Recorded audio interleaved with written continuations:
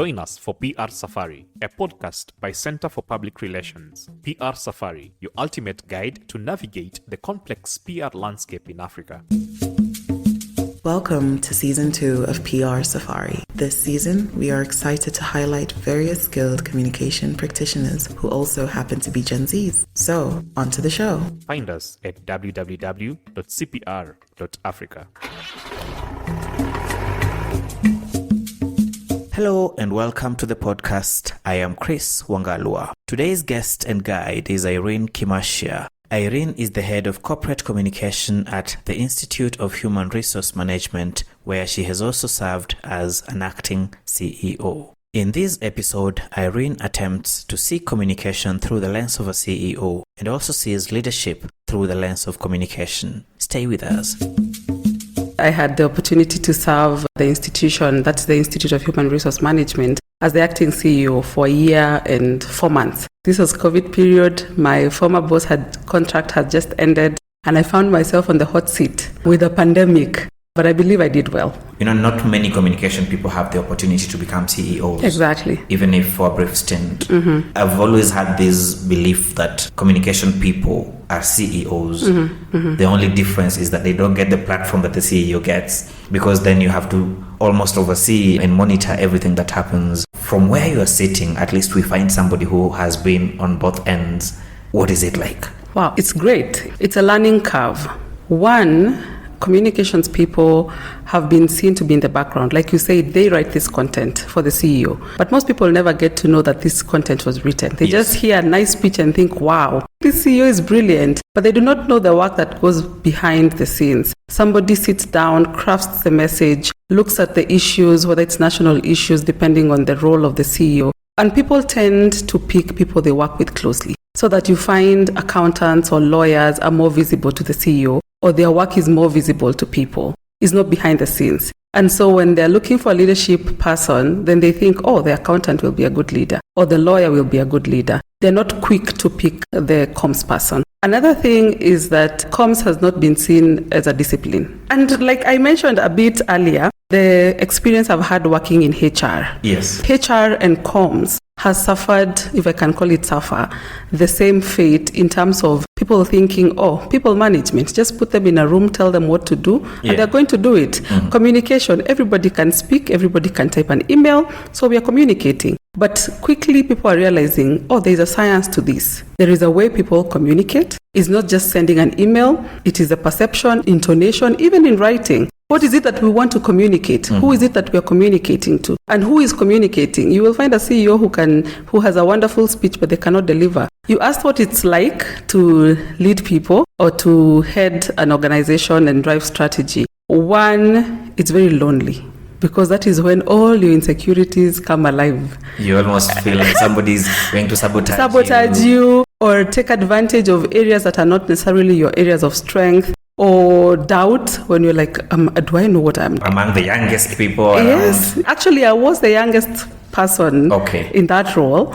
And this is a HR space and I'm from comms. Mm-hmm. So there are people who also felt like she's not one of us. How is a comms person heading a HR institution? She's not HR, but this is leadership. Yeah. It's running an institution. It's not necessarily doing HR work. I have subject matter experts who will provide advisory on those issues. So it can be lonely. But it's a wonderful opportunity to stretch yourself, to have clarity on what it is that your strengths are, what your weaknesses are, and to just see how to collaborate with people so that you capitalize on your strengths. Communication was my strength. That would be the most interesting bit, because if you are a CEO, of course now you look at things from a different perspective. Yeah.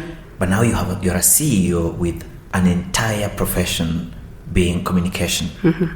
Is there a difference between how you saw it and how, let's say, your background was finance? Yeah, because, communication is the boundary spanning element, where one foot is in the organization, the other foot is outside, taking care of stakeholders. And for a membership institution, you're thinking, what do members need? What are members saying? And so in many cases in the boardroom, I found myself I am the CEO, but almost advocating for member issues a lot more and feeling like the leadership is not getting. We need to take care of this member, and all these other challenges, be it renewal of subscription, be it compliance, will be taken care of. I often found myself leaning towards taking care of the stakeholder, whether the stakeholder was a client, whether the stakeholder was other partners or suppliers. I tended to listen to people and consider what it is that they're struggling with or what their interest is. Taking care of that interest is going to help my business. You know what? Sometimes I sit down and I think a lot, and we begin to do heavy research on where the whole industry is headed, or what it means, these concepts we talk about. And we have an entire unit that deals with communication, innovation, and research. And one of the things while doing all this we bumped into was insider activism. What you're saying is actually insider activism. You are doing advocacy or you're advocating, but you're an insider. Exactly. Did you have resistance? What was it like?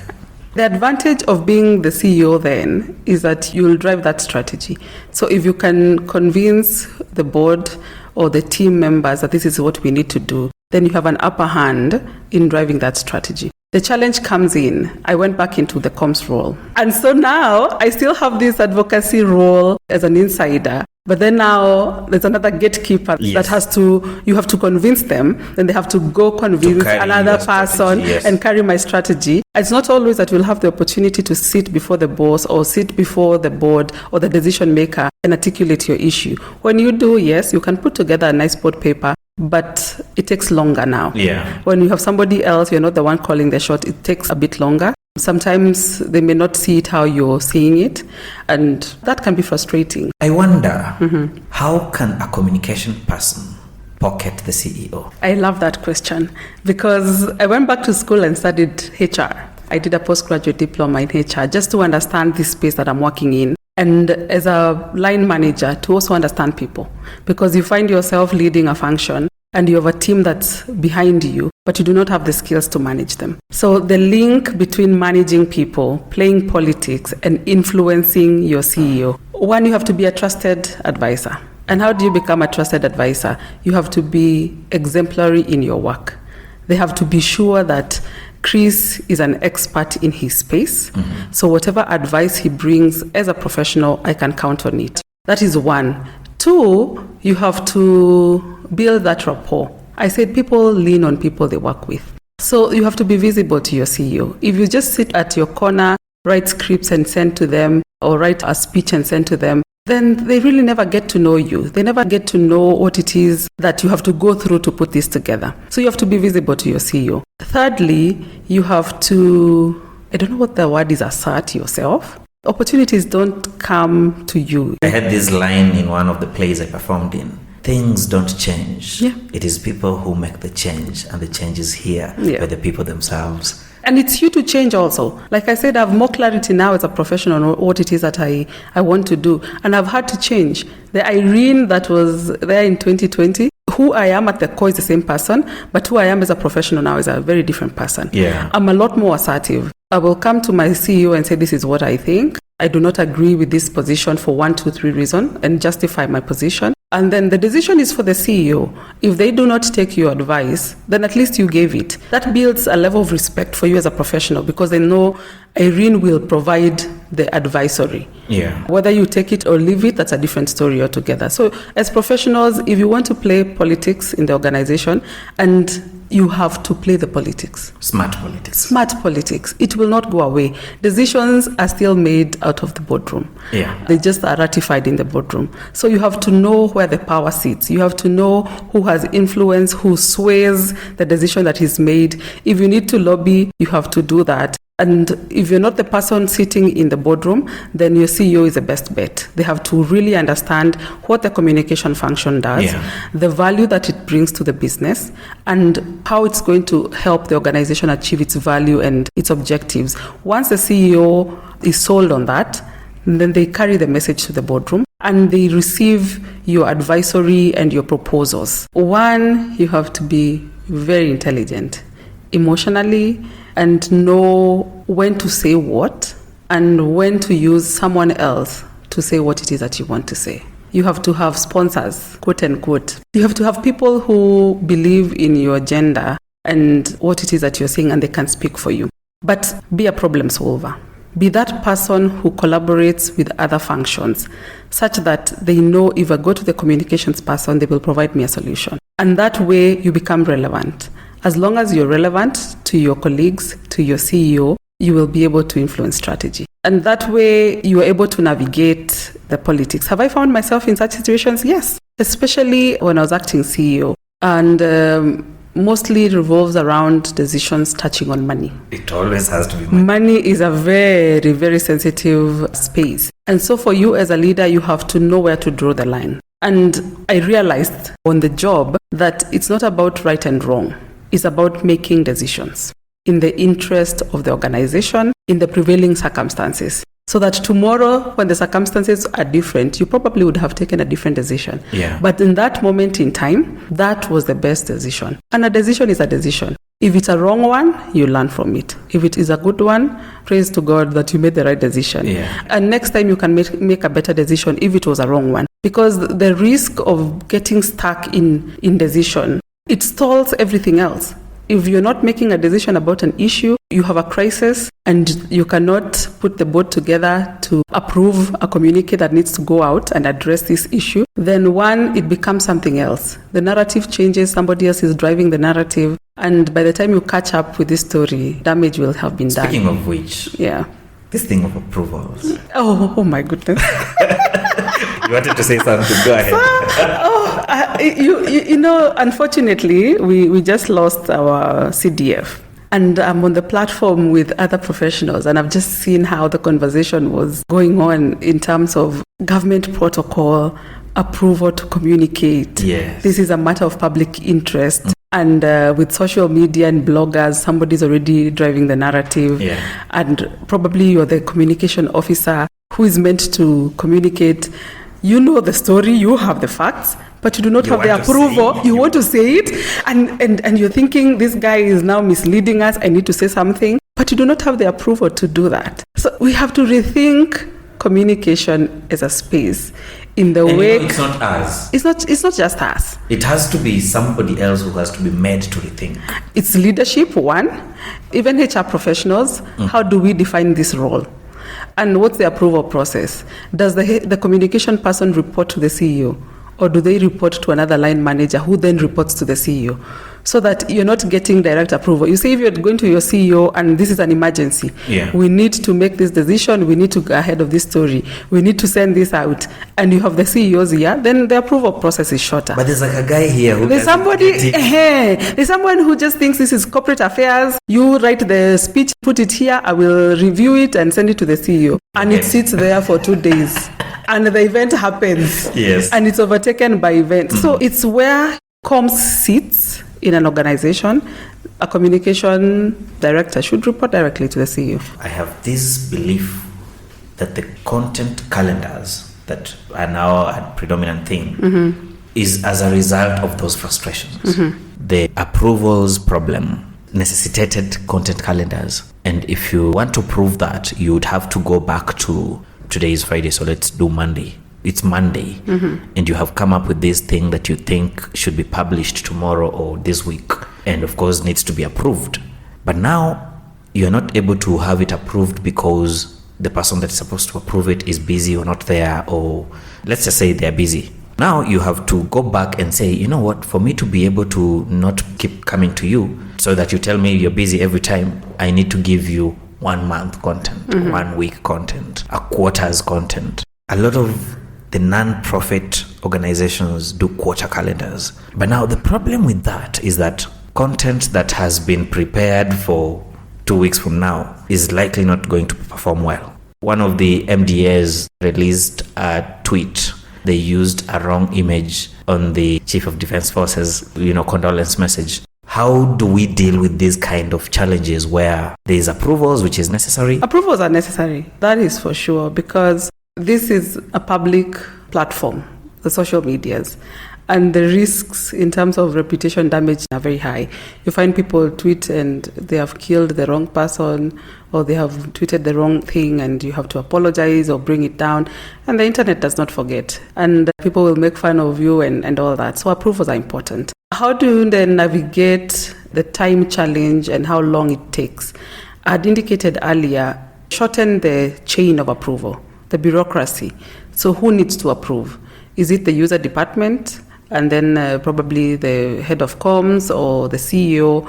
And is all content that needs to go to the CEO for approval, or there are categories of material that needs to go to the CEO depending on the level and all that? So just stratify that and minimize the bureaucracy. Secondly, the content calendar is still important, but it needs to be flexible.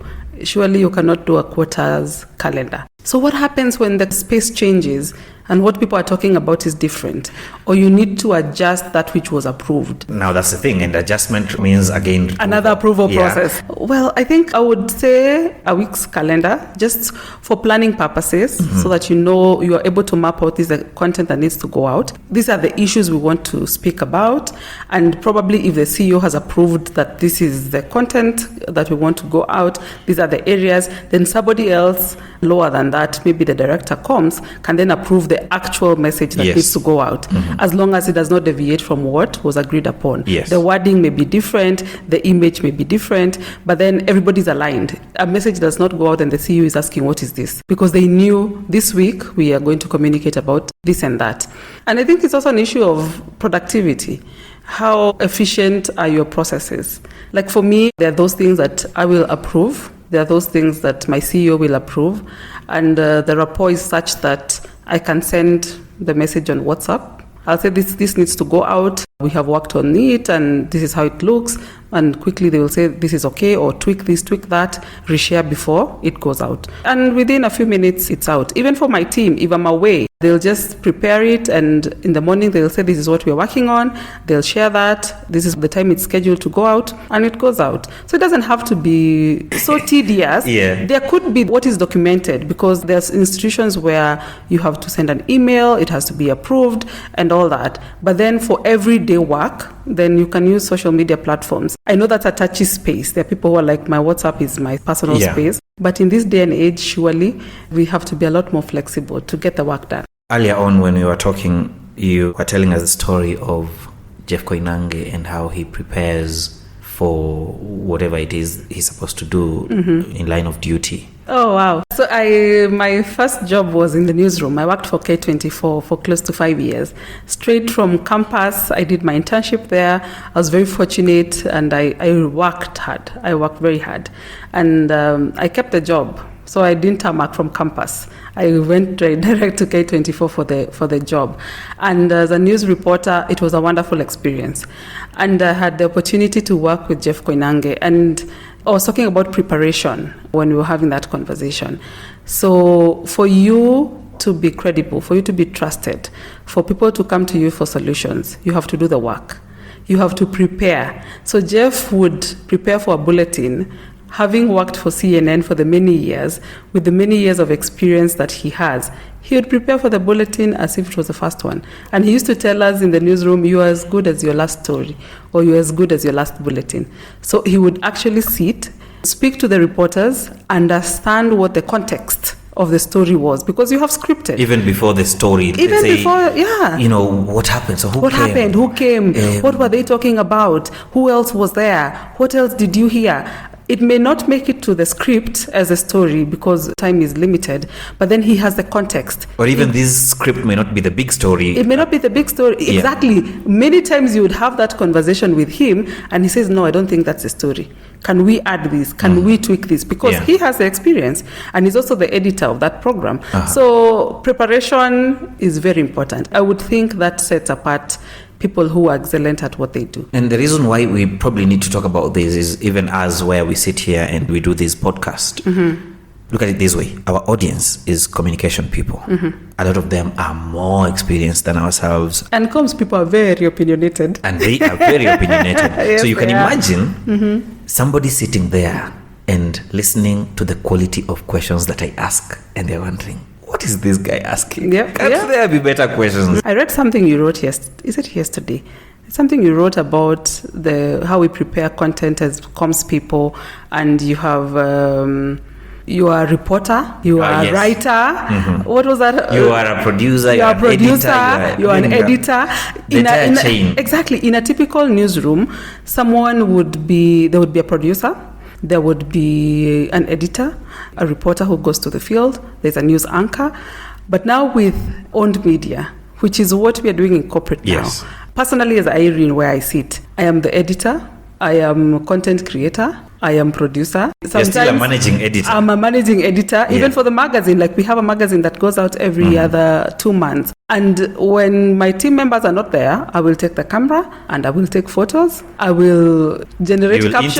I will interview. So you have to be multi-skilled. Mm-hmm. And from a HR, allow me to keep throwing in a bit of HR here and there. From a HR perspective, we are talking about multi-careers, so that an individual should be able to do more than one thing. The era is gone where we had a driver whose job was just to drive. There was a day I went to Naivasha with a team that was dealing with, I won't mention exactly, and the HR was the driver. Mm-hmm. Yep. The HR person was the driver. Yes. And I kept wondering, how is the HR driving us? Organizations that are efficient, that have sat back and looked at the future of work, they have ensured that their team members are multi-skilled, such that if you're employed at organization X, one, you should be able to drive. There's a company vehicle, you just requisition for it, and you drive yourself, you get the authorization, drive your team members, and go for assignment. Yeah. 2, let's go back to newsroom, because we're talking about newsroom. Yeah. If you look at what is happening now, you find someone who's a news anchor from Monday, maybe Monday and Tuesday. On Wednesday and Thursday, they have a show on radio in the same newsroom. Mm-hmm. On Saturday and Sunday, they are the editors of the different show, the weekend show. So that's a practice. It's not possible now with the nature of work to just do one thing. Yeah. Because organizations cannot sustain that. And then the level of collaboration is so high, such that a social media manager should be able to write, should be able to... it's funny, I find that you find organizations where we have a social media manager and they have outsourced design work. Can you imagine how long it takes? I'm sure you've seen that. You're in HR. Mm-hmm. There's an advertisement for a job. And when you look at the requirements, they are asking for, must be able to take photos. Yes. Must be able to film, to, I don't know what and what and what. And people would flock onto that advert to just say, you guys are looking for 5 people. Yes, the person saying you're looking for 5 people, then they have not been running companies. They're not driving strategy. Mm-hmm. They do not understand that the future of work, and I find it strange to call it the future of work because it's already happening. But for companies that are going to outlive the challenging economic times that we have, that are going to work with the workforce that we have, the multi-generational workforce, this Gen Z does not want to just sit and do one thing. They want to do several things. Yeah. And they do not even want to do it at the office. Like for me, I'm now multi-channeled in terms of my career. My backbone is communication. That's what I have done for my undergraduate. That's what I'm doing for my master's. I have done a postgraduate diploma in HR because I have an interest in people and I'm a people leader. So I need to study that. I have an interest and I'm a genius emotional intelligence practitioner because I enjoy speaking to students. So for me to mentor students, I need to do that. But if you look at career paths, I can take the HR career path very easily. I can take the emotional intelligence career path. I can stick to the communications career path. And if you look at all these 3 elements, they're related. Yes. Because I'm talking about people. I'm talking about how people think and how their emotions affect how they think. And all these things come together in how they communicate. Speaking of which, why can't we kill communication, for instance, and say HR in charge of comms because they deal with people? Yeah. Why not? Wow. So what does HR do? HR manages people. Mm-hmm. And managing people is not just putting them in a room and saying, this is what you do, Chris, we have hired you to do this job. It's creating a conducive environment where this person who is an asset or who has talent that we need for this business can thrive. That is what HR does.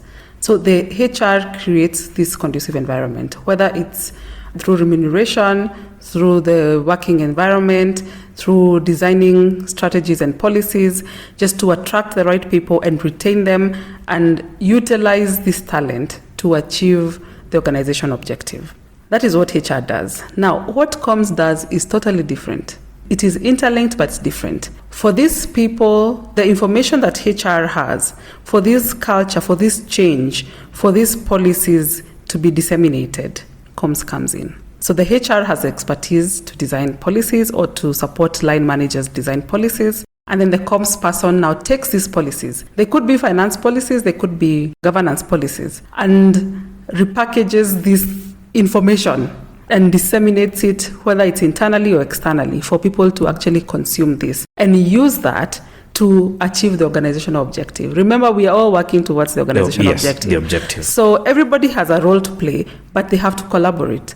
If HR does not use the expertise to create a culture, then what will communication share or send out? Yeah. They are both supportive to the business in that sense, but they each play a different role. Let's paint a scenario where a lot of things are not working in terms of people and it affects comms. So let's reverse engineer that concept and go back ahead even before these problems begin. Is it a HR person or a comms person? Because from an advisory and feedback point of view, I can see there's a problem coming by way of how HR has managed its people. And I also receive feedback because it has happened. Involvement. One, if we are designing something from a HR perspective, a policy, for example, it has to start with why we are designing this policy. Then come to the people who will be affected by this policy and first receive the feedback from them. So that when you're designing something, you're involving them, so there is ownership. But if you take a few people, put them in a bus, go to Naivasha, design a strategy and come impose it on them, they'll be like, okay, the guys from Naivasha have come back with their strategy. You will figure out how to implement that strategy. I feel like it's an egg and chicken kind of situation. I'm not sure which comes before the other. But just like in relationships, when they say communication is a problem, it may not be the problem of the communication professional, but it is a communication problem. We are not asking, we are not listening, we are not receiving feedback, or we are receiving feedback and not doing anything about it. So guys are like, okay, so why bother? We will still say something and they will not implement it. And so communication has to be all So communication has to be all round. And for that to be effective, we have to build the capacity of leaders in terms of communication. The same way you have to build line managers' capacity, whether it's a head of legal, the head of finance, chief auditor, the head of learning and development, or the head of HR. These are people who are experts in their spaces. The head of communication, they are communications experts or finance experts, but they're not people management experts. And yet they have teams they lead. So you have to build their skills to manage people. People leave managers, not organizations. It's the same way we have to build communication skills for line managers, for them to actually know how to handle this conversation. For example, performance management. That's meant to be a conversation between a boss or a supervisor and their employee. But how well do we do that? It becomes almost like a victimization. You did this, you didn't do that. And that makes HR now be seen to be very an antagonistic kind of function. So HR also needs to be trained on how to... Yes, so that's what is happening actually. So that even how we do staff appraisals has changed. It's a conversation and you don't wait until the end of the year. It is periodical. You know, if I make a mistake today, tell me, Irene, this was not right. I would prefer that we do this. Or here you did well. Don't wait until it's Christmas again for you to tell me I did something wrong during Easter. And this takes building skills in communication, because people don't know especially how to have difficult conversations. They would rather cut around it. So if we build the capacity of line managers, communication skills, then everything else falls into place. We were dealing with a body that deals with persons with disability. And these people are saying, a very interesting concept. Not concept per se, but actually the norm should be the norm. So it's disability and health, disability and finance, disability and now the other day we were having a discussion with people in climate, and they're saying it's climate change and finance and communication. And for me now it's communication and yes. We cannot run away from how interlinked we are. It's a holistic thing. And if one element does not work, then everything else falls apart. Thank you so much for this very lovely conversation. Yeah. It refreshes. Thank you very much.